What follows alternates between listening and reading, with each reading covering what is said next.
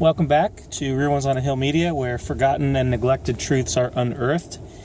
And so today's video kind of continues with my series, kind of an informal series, using some different metaphors, visual metaphors, as ways to learn about and understand human nature and what it is that we're really dealing with, why we struggle the way we struggle, and to really just shed light in some different ways on some of the most common struggles that people have. And of course, one of those most common struggles is unwanted feelings.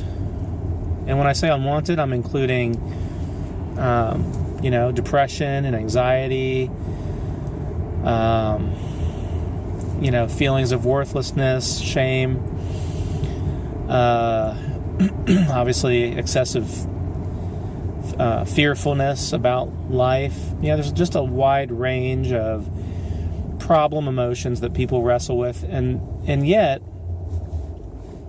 sometimes people aren't wrestling with them because they're in denial.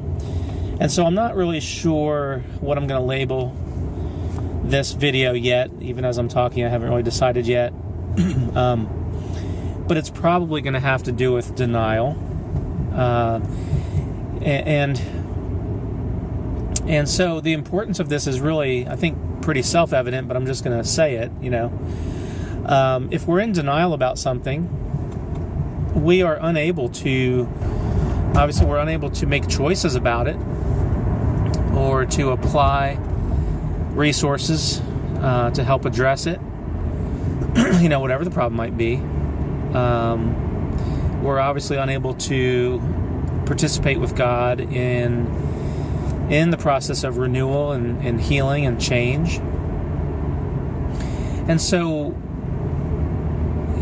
in my book, I use a lot of visual metaphors to talk about the journey of this character named Jaden, and one of the things that happens in the book is that he experiences certain emotional wounds in his life at a young age, but even as a child, he's for a period of time, he's able to consciously kind of wrestle with them and kind of deal with them in his own, in his own childish manner. But there comes a point where it's almost like a sinking ship. That which was visible now becomes invisible. And the weight, a sinking ship is a good metaphor for what happens emotionally, psychologically when we think about denial. Because what happens is the weight of the problem becomes too great for us to be able to continue to consciously handle it. It has to submerge in order for us to survive emotionally. And I believe God gave us this psychological mechanism as one way that He allows us to preserve ourselves and survive great emotional pain, whether it's coming from one source or many. And so denial is definitely, in that sense, it's a good thing. It's a way to keep ourselves from being completely overwhelmed, or even the feeling of being destroyed by some kind of significant emotional trauma or wound, So denial, I'm not going to sit here and just say that it's all bad. It's not all bad. The point is, when we're children or teenagers or young adults, we often just need to stay in a state of denial about certain things until we get to a place where we're able to handle them. I was talking with a teenager the other day in my job and in my work as a therapist, and he's 16, 17 years old, and some things finally have shifted at home for him. for the better, like really for the better. And he came in depressed. And even though he was telling me about all these really good changes, I was asking him, why do you feel like, where's the depression coming from at this point? And he wasn't totally sure.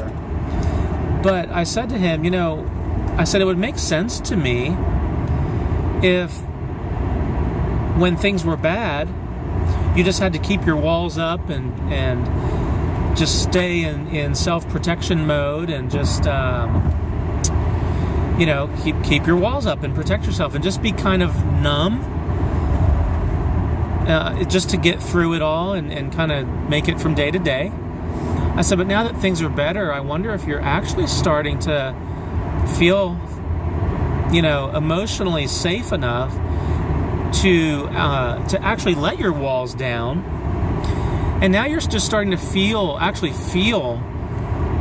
the sadness that was there all along, the hurt and the sadness and the pain that was there all along, but you just weren't in a place to be able to deal with them. I said, it's kind of a good thing if you're feeling some of that now, because now things are much more emotionally safe for you. And now you can actually start to work with me and with your parents and stuff, like to actually process things and actually feel like now things are safe enough to feel what you need to feel. And that really resonated with him, kind of made sense to him, and I think it empowered him to realize that this isn't bad. Coming out of denial means you're going to actually feel the very things that you were in denial about. But again, that's part of the healing process. And the fact is, when you aren't in a safe enough place to actually deal with things and process things, then you've got to do something, Now, of course, this is where people don't just go into denial, but this is where people, the pain doesn't go away. When you bury your pain, you bury it alive. So it doesn't go away. So this is the place where people often get into drug abuse and alcohol abuse and sex addiction and gambling and all these things to try to feel better, because even though they're in denial, those feelings are still crying out for healing and for attention. And so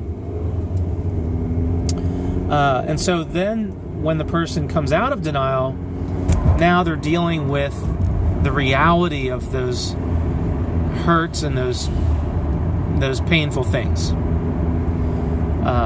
And I guess I just want to acknowledge that. So you know what? It really kind of sucks. Nobody wants to deal with pain, but you have to look at it in light of the healing process. It's kind of like somebody, they shatter their knee playing softball or something, and they get a cast for 6 or 8 weeks, and then the cast comes off, and let's face it, nobody wants to do the physical therapy stuff. Nobody wants to do that, really. It's painful. Rehabilitating that damaged joint there's just no way around it. It's going to be painful. My mother was a physical therapist, and some of my earliest memories are when, kind of my preschool years, she would take me to the nursing home with her, and I just have memories of her, moving some old lady's or old man's elbow or knee, and I just remember these older people just, some mud on the road there. Wow, that was loud. And so I just remember them protesting greatly, and as a little kid, it was a little bit disturbing, like, oh my gosh, what's my mom doing to these people? But she was obviously doing the right thing. She was doing what they needed to have done. And so the counseling room and the therapy room is where people have an opportunity they might be in denial about things when they enter therapy, but somewhere in the process, some things come to light that really are painful for them, and it's the therapist's job to help them to face those things and to work through them and to process through them and to learn the skills to take care of themselves emotionally and physically and spiritually when they're dealing with the pain finally. And that's a tough thing, but it's tough for everyone. It's tough for the client, it's tough for the therapist. It's hard work. And so, I just want to remind you that the emotional stuff isn't really, in that sense, it isn't really any different than the physical stuff. Everything that you need to deal with can be dealt with. Everything that you have been in denial about, if you allow it to come to light, if you allow it to surface, it really can be dealt with. It can be dealt with support and with help and with learning the right skills. It is not a hopeless situation. It just is painful. The fact is, we all want to run away from our pain. And so the metaphor that I wanted to share with you today is what I call the rock in my shoe. And think about that. You get a rock in your shoe, and it might be pretty little, not a huge boulder, but just little 1/8 of a centimeter little rock, But let's say you're not in a position to be able to immediately sit down, take your shoe off, and get the rock out of your shoe. Now, I can't think of too many situations. I feel like there's something stuck in my tire well. You probably can hear it. I'll have to deal with that in a minute. I better not be in denial about it, because it might be something significant. I don't know. But I can't think of too many situations where you literally don't have 30 seconds to, squat down, take your shoe off, take the rock out, put your shoe back on. But emotionally, when we get emotional rocks stuck in our heart, so to speak, something bad happens that we don't want to really deal with it. We don't really have the sense that we can deal with it, or we don't have the support we need to deal with it. Something happens in a relationship that's really hurtful, or there's some other kind of tragedy or trauma that that happens in our life, and we just, for whatever reasons, we leave the rock in our shoe. And so what happens with real rocks in real shoes is that if we keep walking on it, obviously what happens is we it begins to rub our foot in that spot, and after 15 minutes or an hour or a couple hours, it's now causing us to walk funny, and we have to, now it's rubbing our foot. It's maybe causing some bleeding, in that spot, creating maybe a big blister. So basically we find ourselves, if we literally are saying to ourselves, well, I can't get the rock out, then the next logical conclusion that we make a lot of times is we just start making adjustments. The way we live life, we now adjust how we live life because we have to. We start walking with a limp because we have to. And so on an emotional level, we will end up living life with an emotional limp in reaction to that unresolved emotional rock in our heart. And so it the limp can truly become the very thing that our personality starts to develop around. So, in other words, if one of my reactions to this emotional pain that's just stuck, somewhere in my heart, mind, and soul, if one of my reactions is to lash out at other people, maybe I'm going to lash out before they can hurt me. I'm gonna lash out and make sure that they can't hurt me. And so it's quite possible that can start to develop at a young age. And now our personality is not developing the way it would have developed before I got the rock in my shoe. But now my personality is developing around this reactive thing, this reactive way of dealing with it. That isn't really dealing with it, but it's a reaction that comes from the pain of having to keep it in my shoe. I can't get it out of my shoe, so I have to do something. And this is where I tell people all the time in counseling that, whatever you have tried to do to take care of yourself emotionally, or to deal with the pain, or to try to get your needs met, I respect that. I'm never going to tear somebody down or make somebody feel ashamed for any of the things that they've done to try to deal with the rock in their shoe. Even if the things they've done have been, horrible things in terms of the consequences, whether it's addictions or, using other people in different ways, or hurting other people because, I got hurt, so I have a right to hurt people too. Whatever those things are. Now, obviously, the more someone's personality develops around these reactive things, the more of a problem it can become. And somebody can get to a place where they have really developed a full-blown antisocial personality or narcissistic personality and things like that. So, it can have a natural progression, of course. All right, but people, when you have the rock in your shoe, initially it's something you can kind of live with. It's not maybe having a huge impact. But if you have to walk around with a rock in your shoe every day, day after day, and it's a real rock in your shoe, this is a problem, because the ways in which you're going to compensate for it become more and more extreme over time. And this is where addictions develop.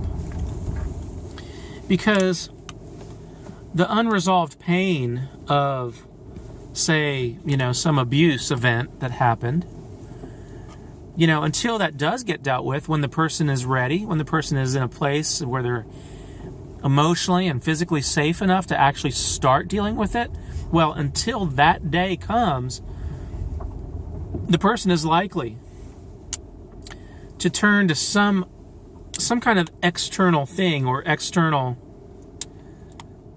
experience. I'm trying to close my gate here.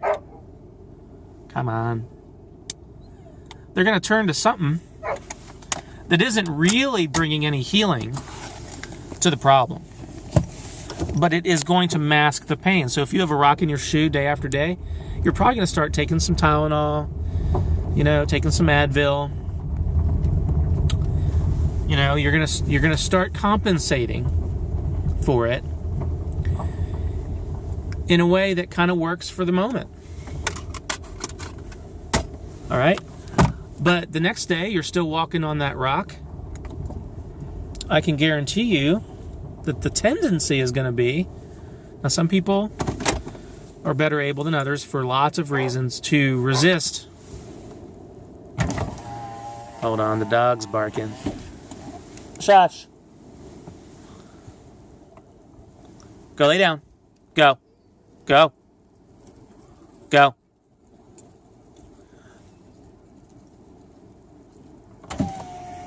Doesn't he know I'm making a video?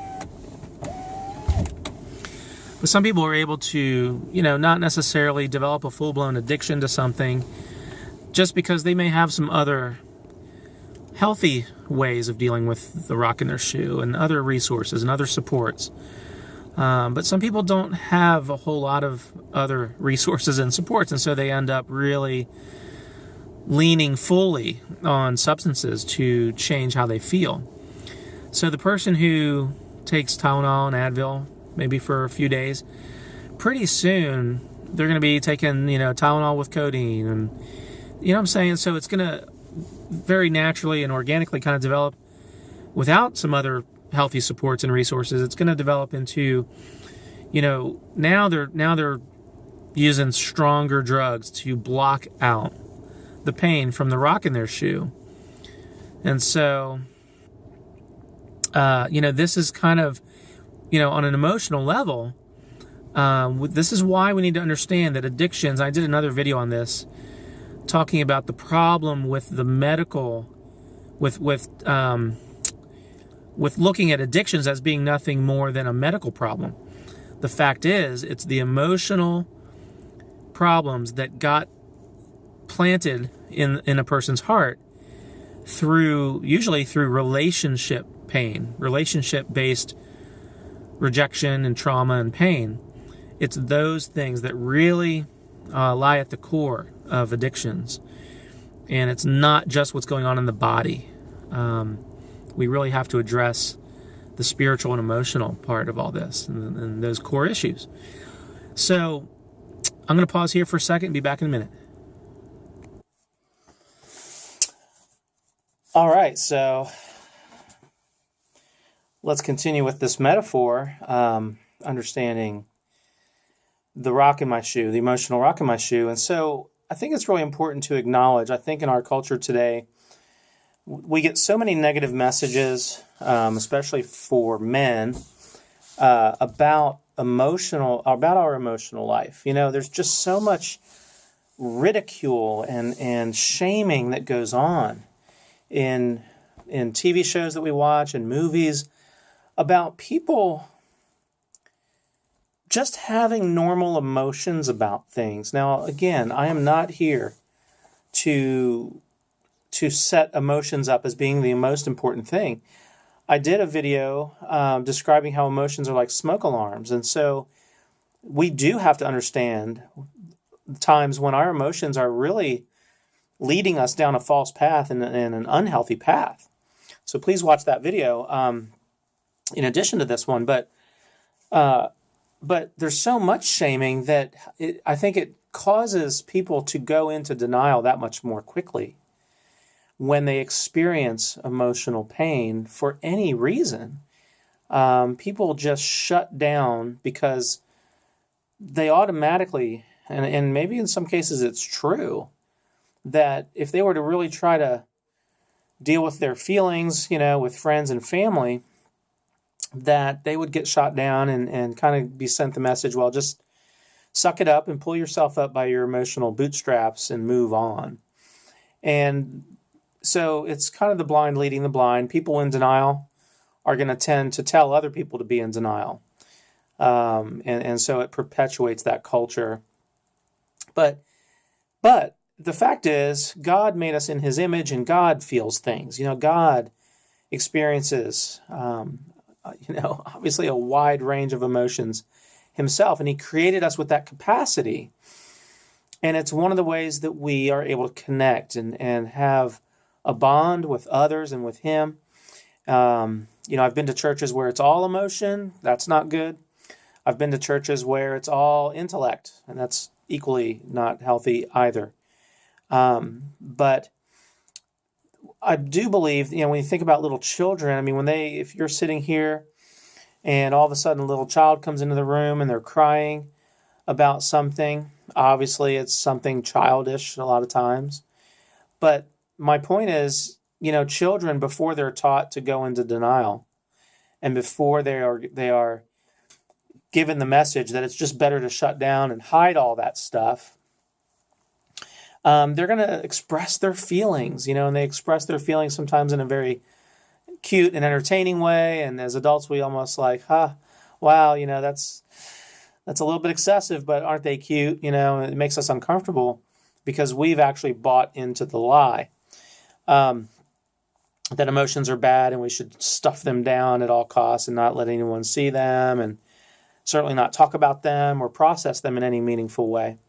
But little children remind us that, we all have a natural desire and a need to express, to get the rock out of our shoe. In fact, that's what we should do. We should express it and deal with it and get help to, if we can't just get the rock out of our shoe on our own, we need some help and some support.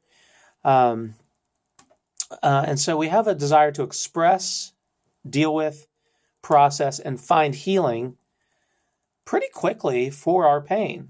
So that is a pretty quote unquote natural tendency, I guess you might say, especially we see it in children. But again, what gets in the way of that? Well, certainly family, rules, unspoken rules a lot of times, cultural rules. It's the old don't talk, don't trust, don't feel kinds of rules that we live by. People don't say that to us, but they definitely send us the message to, don't talk about it. Don't trust anyone with this stuff. Certainly don't trust anyone outside the family. Or just straight up don't feel. I mean, for a lot of families, the only acceptable emotions are excitement and anger. And that is very dysfunctional because it limits a person's ability to process what's going on in a way that helps them to get free from it. All right, so in order to live with our pain, to live with the rock in our shoe, we end up having to deny it and or minimize it. But then that allows the pain to fester and grow and become more of a problem over time. And so we often end up making what I call an inner vow, and I've referred to this in at least one other video, an inner vow to never trust anyone with our pain because maybe we tried that one time and we were met with rejection or feeling shamed or put down or made to feel stupid or whatever. And so it doesn't take much to teach a child to just hide it all and to just stuff it all down inside and put a lid on it. And so I'm not going to do a whole other video. This other metaphor just popped into my head that I've used sometimes in counseling, and I'll just share it real quick. The problem with stuffing our emotions, I mentioned earlier in this video that when you bury your emotions, you bury them alive. And I don't know who said that first, but I didn't come up with that. But if you take a metal garbage can and you fill it halfway up with fruits and vegetables of all kinds, and it's a metal garbage can, you put the lid on, you put super glue, glue it, and then you duct tape that lid on really tight.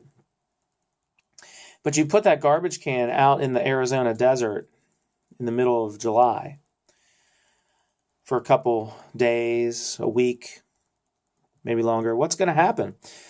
Well, as we know, it's going to start fermenting inside there, and the gases are going to start expanding, and basically the lid might not come off because it's really, it's solid, but it's going to come out sideways. And that's how I describe the emotions coming from these rocks in my shoe.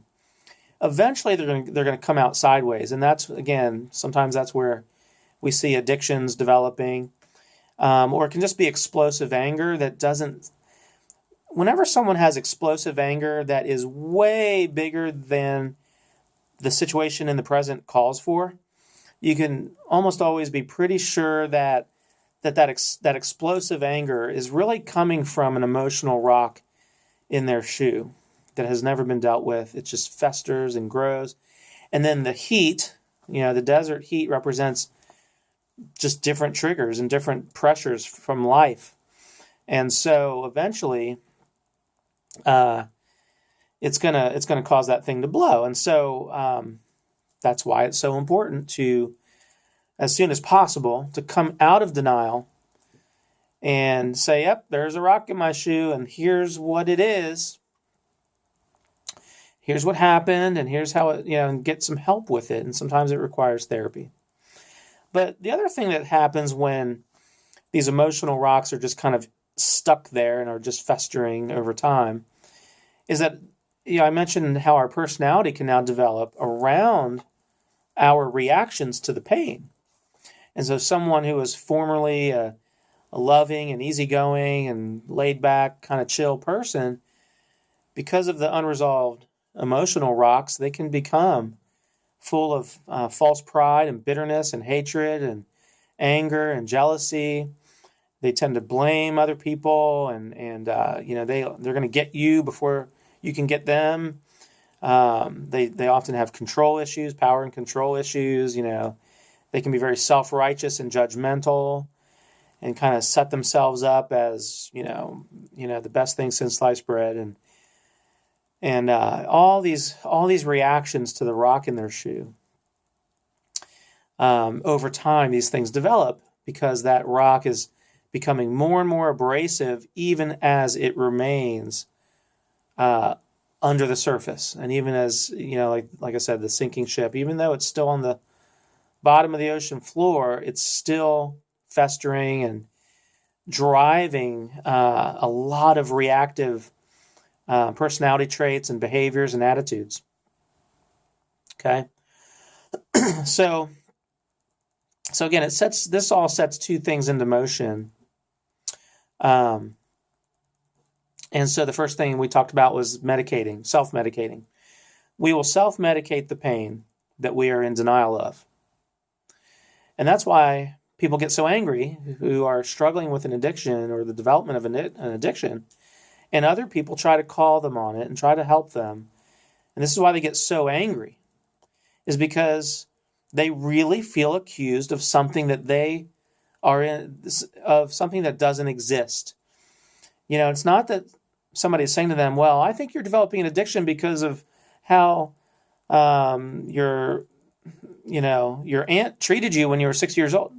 They may not know anything about that, but they're simply concerned about what's developing in the life of their friend or loved one. And that person just explodes because in their heart, they know that there's truth being spoken, but they've had to push that truth down for so long. It's such a sore spot, just like the rock in your shoe. That spot where the rock is super tender. It's bleeding. It's all abrased, I guess. Is that a word? So of course it's a sore spot. But we medicate the pain that we are in denial of. We medicate with food and TV and drugs and alcohol and sex and watching too much sports and gambling and being an adrenaline junkie and all these things. Work, name it, anything can become ways in which people medicate themselves. And then the second thing that develops is the person will find themselves acting out their pain, or we say taking their pain out on others without cause. This is what we call displaced anger. It's the old, I had a bad day at work and I go home and kick the dog, And so people will act out the pain that they're denying. And this can be done in many ways. It can be through just straight up abusive anger. It can be through gossip. It can be through spreading rumors, getting into, just verbal arguments all the time, and, quote unquote, stabbing people in the back in different ways. I mean, there's all kinds of ways that people act out their pain. Okay? The fact is, though, that these two things, the self-medicating and the acting out, both bring a little bit of relief to the rock in the shoe, the pain from that. And, it reinforces, these two things get reinforced because they do seem to help, and they do seem to bring a little bit of relief in the moment. And so this just reinforces the denial, and even to the point where the person will deny any negative consequences coming from all this stuff. Because if they own up to the consequences, they have to own up to where all this is coming from, and that's the rock in their shoe that they're denying. And so again, I honor people's efforts to try to feel better, even when they're acting out, even when they're self-medicating. It's like a little kid who's got ADHD and they're bouncing off the walls, and a parent just yells at them for being bad. Well, the fact is that child is they're trying to deal with how they're feeling. It may not be a good way, but the fact is they're trying to solve a problem the best way they know how. And so we try to as therapists, we really try to honor that as best we can without reinforcing the negative stuff. All right. So, of course, this whole thing continues and progresses as the rock remains in the shoe. Again, just follow the metaphor here. The emotional rock remains in the person's, remains unresolved and kind of stuck in this person's heart, mind, and spirit. It takes more and more to self-medicate. It takes more and more medicine, so to speak, to cover up that pain. And so things just become unmanageable. This is a key word within the fellowship of Alcoholics Anonymous and Narcotics Anonymous. They challenge people to come to the place where they realize that because of the unresolved issues and because of the self-perpetuating cycle with addiction and everything and the consequences and being in denial and just staying stuck in this cycle, that things become unmanageable. And that's the breaking point. That can be a healthy breaking point for the person who's struggling, whether it's a full-blown addiction or quote-unquote just a pattern of behavior that's taking this person down this road of suffering and conflict all the time. And so the more medicine that's required, obviously, the more time and energy is spent seeking out the things that bring relief, engaging in those things that bring relief, and then, of course, recovering sometimes. When people have a big hangover, it takes time to recover from, getting drunk the night before. And so more and more energy is being used up. And then, of course, what that means is less and less energy is available for the person to maintain healthy relationships and maintain their work at a job and to maintain other responsibilities and just take care of the normal things of life. So again, I'm not saying this to shame anyone. Please don't use this video to shame anyone or tear anybody down. This is not about pointing fingers. This is not about judging. This is about shedding light on this cycle of denial. And it might help someone to break out of that cycle sooner rather than later. And that's my hope. Somebody might be watching this and be having an aha moment for themselves and be that much more ready, willing, and able to reach out for help now rather than later. Because we never know if there's going to be a later, right? When it comes to the escalation of addictions to where things can become so unmanageable, the person can't say with confidence that there's going to be a tomorrow, because when they're caught up in it, anything can happen, and maybe they're at a point of high risk. So I do hope this video can help somebody out there to have that aha moment for themselves and realize that getting help is not a shameful thing. I did another brief video called Don't Be Afraid to Reach Out for Help. Please watch that one too. In fact, why don't you go ahead and watch all my videos? And so, this might be the beginning of a healing process for somebody. The fact is, the rock may have gotten into your shoe in the first place totally without you trying. You know how it is. You're walking along and you get a rock in your shoe. You didn't put it there. Things happen to us in life. And for little kids and children and teenagers, when bad things happen because of other people's failings and other people's sin and other people's abuses, you didn't put the rock in your shoe, and yet you've ended up feeling ashamed about what happened.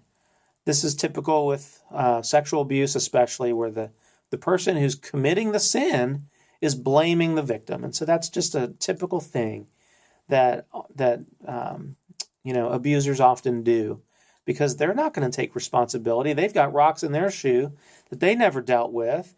And so they're in the habit of being in denial and blaming and all that as well. And so the next part of the cycle is just, again, we have to put more energy into ignoring the pain and the consequences of the pain. The original pain coming from the rock in the shoe gets covered up more and more. by what I call secondary layers, the secondary layers of pain that come from the consequences. And so this is where a person is acting out and self-medicating, but they're blaming the people in their life today as if they're the source of the problem. Because so and so did me wrong at work yesterday, then all their anger gets funneled towards that person in the present or that situation in the present.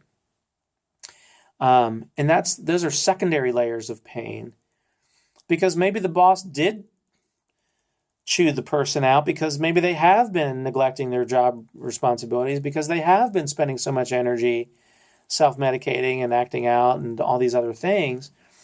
The boss had a legitimate cause to discipline or reprimand the employee who's caught up in this cycle, but that person who's caught up in the cycle is just unable to receive that appropriate feedback, and so the boss becomes the target of all their anger, and because they can't yet allow themselves to acknowledge where all this is coming from. Okay, so, and then the next part of all this is the person who's caught up in the cycle, because they can't deal with their own hurts and where this all is coming from, they pour all of their energy into trying to manipulate and fix and control and change other people, the people that they feel are causing them problems. And so, putting all their energy into that just reinforces the self-medicating and the acting out, because, again, they're putting their energy towards the wrong things. They're not identifying the true problem. Therefore, they're putting all their energy into trying to change other people, which by definition isn't possible. But again, they're misidentifying the problem. So, of course, it's like they're putting all their energy into a bucket with a hole in the bottom. There's no way that bucket is going to get filled up with anything good, because other people are going to react like, "What? Who do you think you are? Why do you think I'm the problem? You're the problem," and just this whole reactive cycle with other people. So denial gets reinforced by all of this, because now we have these secondary layers of pain, these secondary layers of problems at work and problems at home. And so that certainly adds to the original problem, which is what happened that caused the emotional rock to be there in the first place. So, I don't say all this to make you feel hopeless. This is just, again, I want to shed light on the cycle so you can see it. Take a deep breath. Realize you're not alone. This is human nature. This isn't anything weird. This is what happens, But I promise you that if you stop putting your energy into trying to fix false problems and put your energy into seeking help and put energy into learning how to actually take care of yourself emotionally, I would like to recommend that you get hooked up with a therapist, and especially a therapist who is very familiar with something called dialectical behavior therapy, which is DBT. And DBT was founded and established originally by a lady by the name of Marsha Linehan. And she, I don't know everything about her story, but my understanding is that, as a young lady, as a teenager and a young adult, that she was very, very sick psychiatrically. And she was on the psychiatric unit of a residential unit hospital somewhere. Very sick young lady, psychotic, and just filled with anxiety and struggling with depression and obviously just, horrible self-image problems and, a lot of stuff, a lot of pretty significant stuff. And, but somewhere along the way, she began to realize that, I guess through observation of more functional people, she began to realize what she was lacking and began to realize that through the development of some really important life skills and self-care skills and stress management skills and things, that she could begin to help herself get better. Today, she is a clinical psychologist and a professor and the founder of DBT, and obviously invested in a great deal of training other people. This comes right out of her own story. And so DBT is very good, down-to-earth, real stuff. Skills that you can begin to develop that really are about dealing with the secondary layers properly so that you can create some space in your life to begin to deal with the rock in your shoe or rocks. And then the DBT skills help with that too, help with that healing process as well. As a Christian, I'm going to say, that it would be important for you to also get into a good therapy relationship with a Christian therapist who can also really pray with you and really just help you to learn about God's grace and God's love for you, totally apart from what happened to you and totally apart from all the ways in which you've mismanaged your pain, some of which may have been pretty sinful, and maybe you've hurt a lot of people in reaction to your own pain, and you've ended up taking that pain out on a lot of people in some pretty nasty ways. I don't know. But the fact is, the Bible says that while we were yet sinners, Christ came and died for the ungodly. And what that means is that on your worst day, the day you were doing the worst things in reaction to the unresolved rocks in your shoes, Jesus still died for you on the cross at that moment, knowing full well the yucky stuff that you were doing. And he still poured out his love for you so that you don't have to ever deal with God's anger towards your sin. But what you get to experience is his grace and his unconditional love and his support and everything. And so those are a couple bits of advice I'd like to encourage you with today. And so a couple questions to wrap up with. The first one is, what emotional rocks from the past continue to drive your behavior today? Again, you might need to sit down with a therapist to start even answering that question. If you're fearful of that question, yes, maybe you should wait until you get hooked up with a good therapist before you start trying to answer it, because you're going to need their support and you're going to need to have that vital connection. Your fear might be well-founded because you're dealing with a lot of baggage and a lot of pressure built up inside that garbage can, The second question, am I now willing to seek help in removing these emotional rocks? Or I should say beginning to work on removing them. And it might start, like I said, with learning some skills up front to help pave the way to deal with the rock in your shoe or rocks in your shoes. And the third question is, am I willing to stop blaming, stop acting out, trying to work with a therapist and with others, maybe through a support group, to stop self-medicating as much in order to begin to really deal with the emotional rocks, Again, it starts with willingness, In AA, they ask the question, how? How do people recover? HOW. The H stands for honesty, being honest with yourself about the rocks and what's really going on, not blaming and shifting blame to other people all the time, but really taking ownership of why you do what you do. And even if you don't fully know the answer to that question yet, you have to begin to realize, okay, I have to be honest with myself that these are my issues. When I get triggered, it's not because of other people. It's they're just accidentally triggering issues that I already brought with me into the relationship, things that started years ago. They're my issues. I have to be honest with myself about that. The O stands for open-mindedness, to realize that if you just continue to follow what you think you know now, you're probably just going to continue to be stuck. you really do need to learn some new things you've never heard before. I mentioned DBT. Maybe you've never heard of that before until I just told you about it. So you need to become open-minded and realize that you need to become teachable. Put aside the know-it-all, false pride. Become teachable.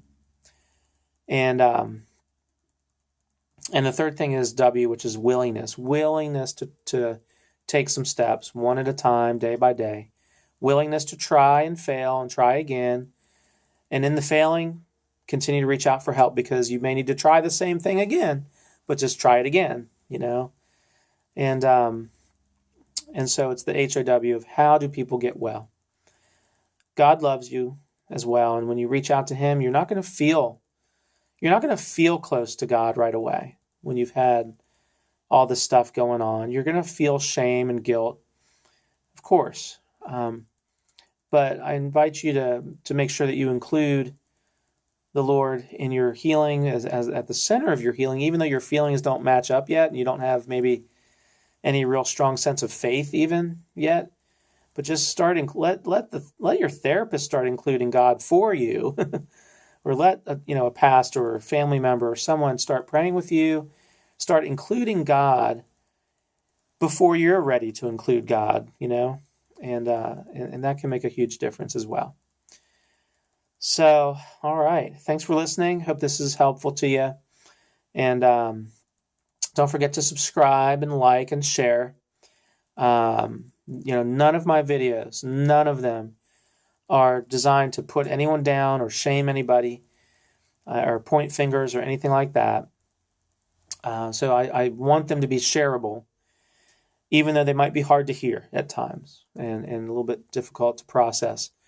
But maybe share some of these videos with your new therapist, and it may help spark some of the conversations that you need to be having. And so that's my hope. All right. Hey, God bless you. Thanks for listening, and I'll catch you next time.